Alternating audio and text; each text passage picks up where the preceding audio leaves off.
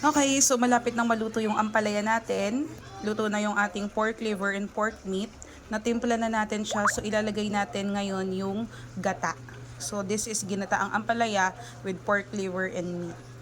So this is it, pansit. Ilalagay na natin yung gata. Ubusin na natin yung gata, yung laman nito. This is not sponsored, guys. Wala lang talaga kaming niyog dito sa paligid. So bumili na lang kami ng gata sa tindahan. So hintayin na lang natin na ayan. So gusto natin yung gata diyan. Hihintayin natin siya na kumulo ulit para kumulo yung gata at mag-mix siya doon sa ating vegetable at ma-absorb siya ng vegetable tsaka ng ating pork liver and meat.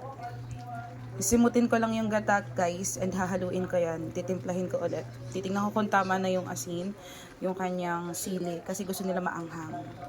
Haluin lang natin ng konti para mag-mix ng yung gata. Pero eventually naman pagka naman kumukulo na siya, nagmi-mix-mix na yung gata at na-absorb na rin siya ng ating ampalaya and meat and liver.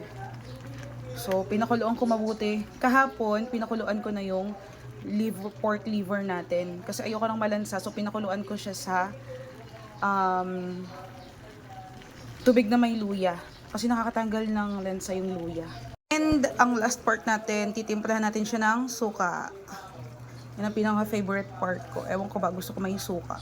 Singaw natin yung suka ng mga saglit. And then, mix-mix na ulit natin siya. Para yung asim ng suka ay medyo mag-absorb na sa kanya. Yan, grabe, ang sarap po. Look. Sobrang ano niya, sarap. Timo.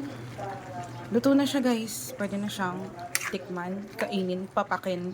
So kahit siya ay mapait yung ampalaya, masarap yan kasi masarap yung lasa ng gata at saka nung suka, nagbe-blend yan. And of course, pinakuluan natin, sobrang flavorful ng sabaw niyan kasi humalo na sa sabaw yung lasa ng ating pork and meat, yung liver.